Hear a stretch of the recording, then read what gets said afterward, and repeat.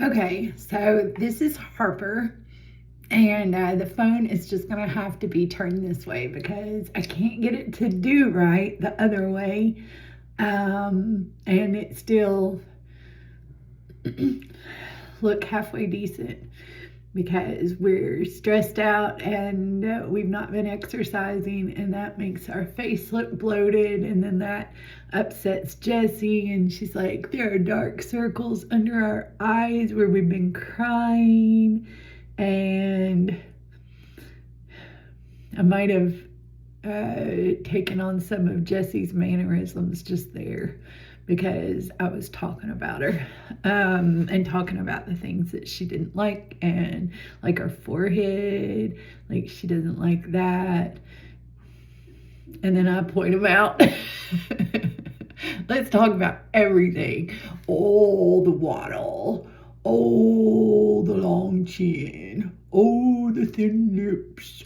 Oh, the dark bags. And now we're old and we got wrinkles everywhere too. Oh, and don't forget about the big nose. Oh my gosh, that's so big. And the gray hair. We're getting our hair done tomorrow though, so it's gonna look a lot better. And let's see. Oh, overbite. We got an overbite. And sometimes when we do like this, we look like a guy, but not just any guy. Like, we look like our older son. Whenever he does something like that, my face looks just like his. He looks a lot like Dave Grohl though too. Like, he was always kind of like gangly a little, like Michael Phelps. Michael Phelps is a good looking guy, but he kind of looks kind of awkward. That's always the way that my older son looked. But in his 30s, because he's 34 now, in his 30s, he looks like Dave Grohl. And he's gotten really, really, nice looking, and not that Michael Phelps wasn't nice looking. Michael Phelps is nice looking. Just in his younger days, he was kind of awkward looking and gangly, and that's the way that my older son was. And then my younger son, he looks almost exactly like me, only a boy. And he's autistic, so he doesn't make very good eye contact, and his eyes kind of don't focus in on you, and that unnerves people that don't have autism. So he had a really hard time really making friends, and he had short hair back when he was younger, and he was chubbier. Well, he's still a bigger guy, but he's got long hair now, and he grows a beard, and he looks like a Viking, and he looks like he's gonna pillage some villages. And he's such a good looking boy now. He's 27, he's not a boy. So but they really, both of them have come into their own. But whenever I do like this, I kind of look like my son whenever he does that. Like, our faces, I don't think we look that much alike, but except when I make that face. So I did already say that this was Harper, right? Okay, so one thing that we did want to talk about was that I have been so underground because of the New World Order, or the realization that that all of our lives are going to change, And I'm a privileged person for the most part. I come from, I don't have a lot of money myself, but I come from a family that did have some money and does have some money. And so if I get on hard times, I could always borrow money from somebody. There's not a lot of people that have that privilege. And then also, I am white. And then also, I'm trying to think of other ways that I'm privileged besides that. But I mean, I guess those are kind of the important ways, because if you ever fall on hard times, you've got somebody to help you up, where a lot of people don't and have to turn to the government. And then also, in the climate that the world is today, where Donald Trump hates everybody. I mean, he hates all of his opponents, and he hates anybody who's against him or what he tries to do. So if you criticize him at all, he's against you. And where we have many Black and brown people criticizing him, he hates all of you. You know that, right? I mean, he does not see you as individuals. He sees you as a group. Now, he might let you be one of his show ponies, like Dennis Rodman and Nicki Minaj, but he's not going to invite you on, you're not going to be in his inner circle. He does not see you that way. He just doesn't, because he hates all of his opponents, and he gets so many people who look like you criticizing him that he doesn't like any of you. He wouldn't like me anyway, because he does not like people who are not like model beautiful. As far as women go, model beautiful women. Those are the only ones that he likes. And it sounds to me like the younger the better.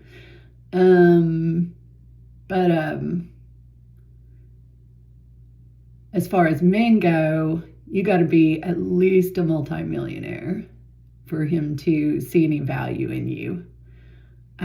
Or have connections, perhaps. If you have connections, he'll see your value. But otherwise, he does not care about you. He doesn't. I've dissociated a little bit, so I'm not for sure exactly what I was talking about. And I don't think that I'm still Harper. As I know that she started this to talk about, she was wanting to talk about how she has been underground.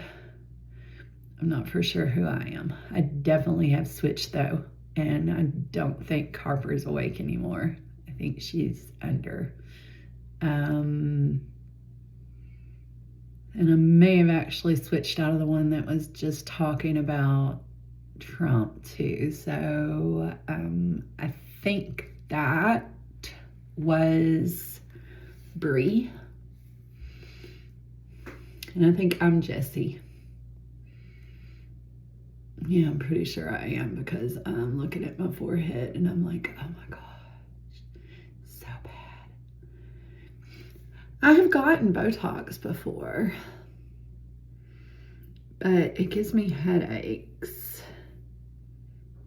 Is that what gave me the headache? Yeah, and the Dysport just made my forehead feel weird, like it was asleep for 3 weeks, and it gave me a bit of a headache too. There is one other type of Botox that I'm considering getting, because I would like for it to not be like that anymore. We are putting on makeup. I've got a little foundation on right now, so maybe I'll put on some more makeup and then come back to talk to you. But this is Jesse. And what Harper was telling you about was that she's been almost entirely under because of my sadness over all the trauma that is occurring to children. Because that's where my focus lies is kids, nurturing our kids, because a traumatized child of today is going to be the damaged adult of tomorrow. And if you think that's going to make us safer, that is not going to make us safer. So tear gassing kids and traumatizing their parents in front of them and traumatizing them, and separating them from their families, all of that is going to come back to bite us. It just really is. And I think Bre has joined me now. I think I'm still Jesse though, but Bre definitely joined me on that last little thing that we were talking about.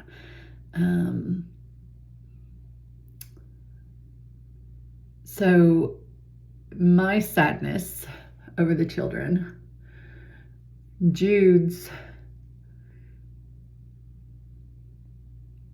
OCD, moral OCD. It's got a S word, moral sclerosity OCD. I'm not for sure what it's called, but anyway, we have diagnosed together Jude with that because she's obsessed. She is obsessed with what's going on in Minnesota. And the reason why she's obsessed with it is because we witnessed an execution where the First Amendment and the Second Amendment were broken by government agents. Our government agents broke our two top laws of the land and executed a man. And Jude has fallen apart over that. We could calm her down about Renee Good. I mean, she was pretty up in arms over that as well, but we kind of pushed her under because, like, giving her different excuses that people gave. I mean, she still says that Renee Good was a murderer also. But was that a murder by government agents with absolute immunity, or was that death the actions of one individual who was jumpy because he had been dragged by a vehicle last year? And we've been able to push down her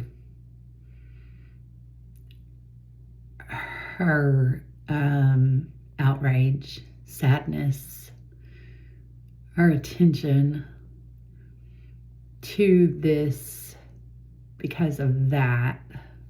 And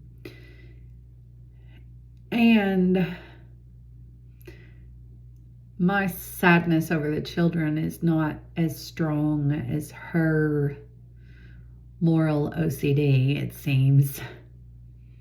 Maybe just because I'm not as strong of an alter. And this is Jesse again.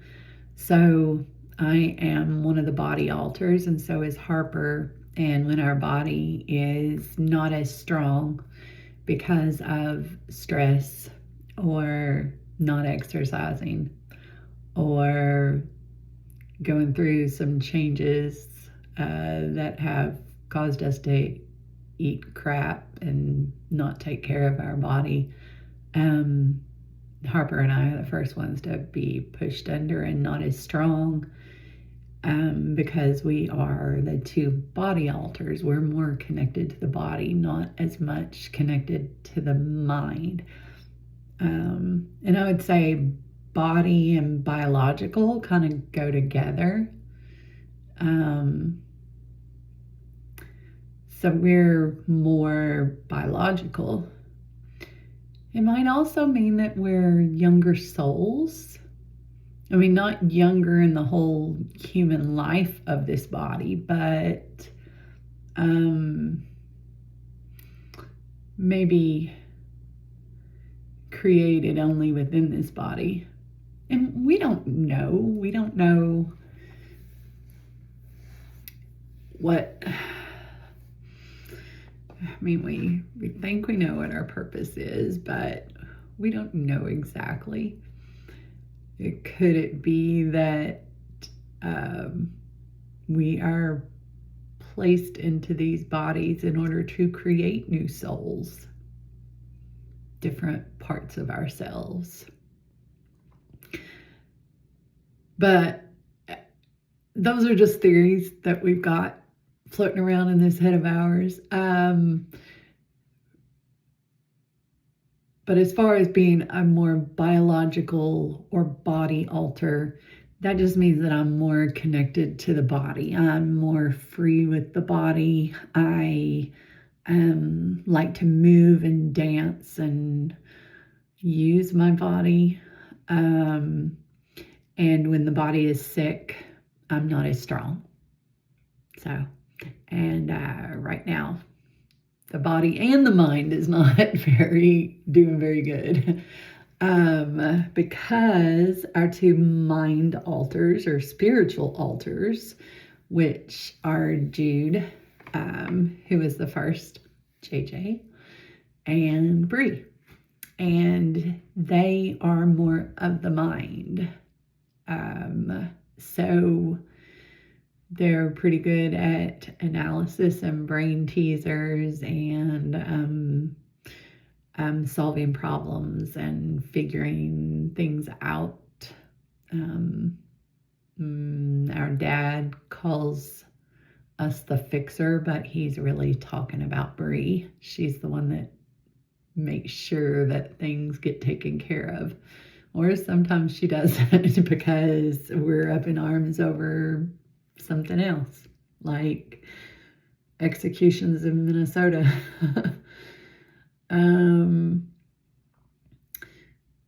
So they are more of the mind, and so therefore their strength when the body is ill is they're stronger.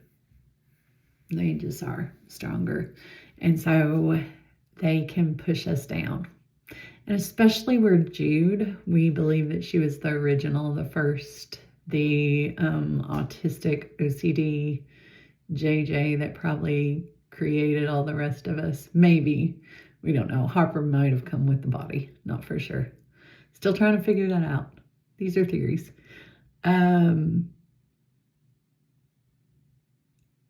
But anyway, Jude being the first, she gets super focused on something, like hyper focused on something.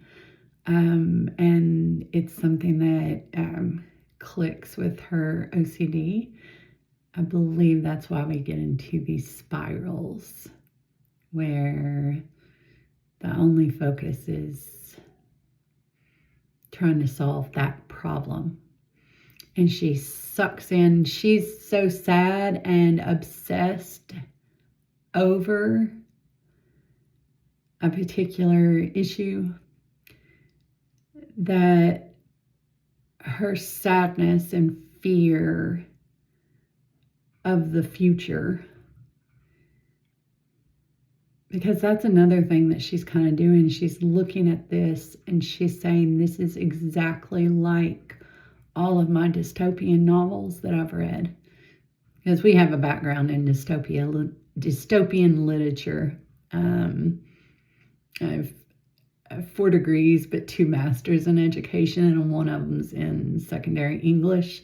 So, and our focus was always on dystopian literature. We're just a big fan of that. Fahrenheit 451 in 1984 and A Brave New World.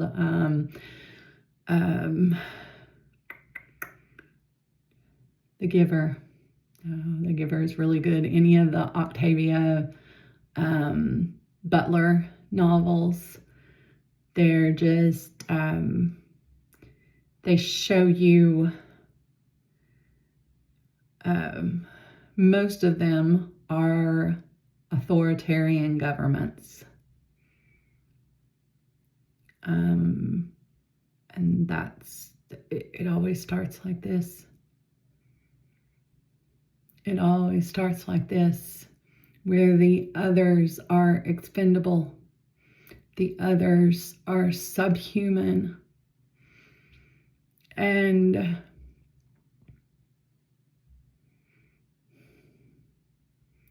I knew that it was going on. I mean, you know that racism is a thing, and you know that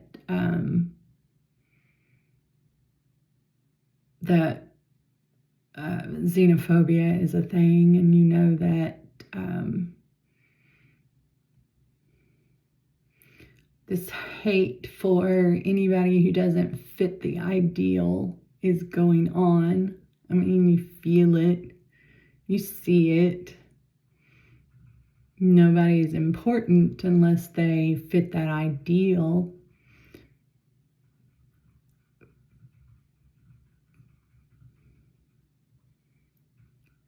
But this is the way that it starts. And I feel really bad now.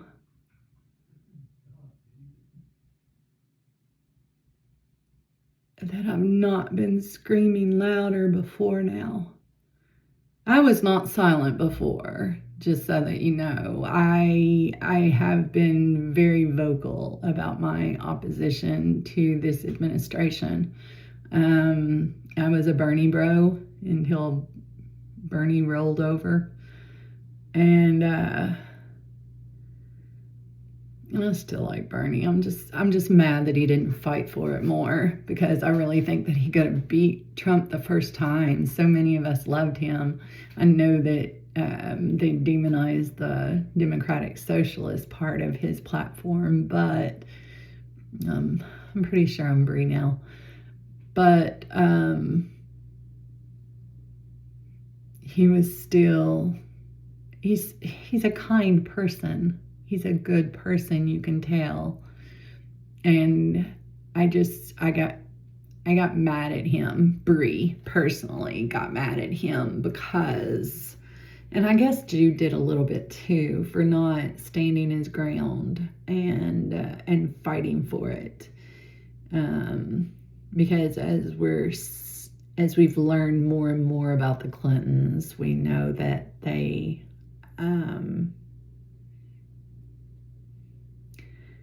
got their problems. And I don't think they're squeaky clean. I just don't. But Bernie, I think he is. But I don't like it how he didn't stand up for himself, because he could have done it. I think I'm gonna put some more makeup on, and then I might come back and talk some more.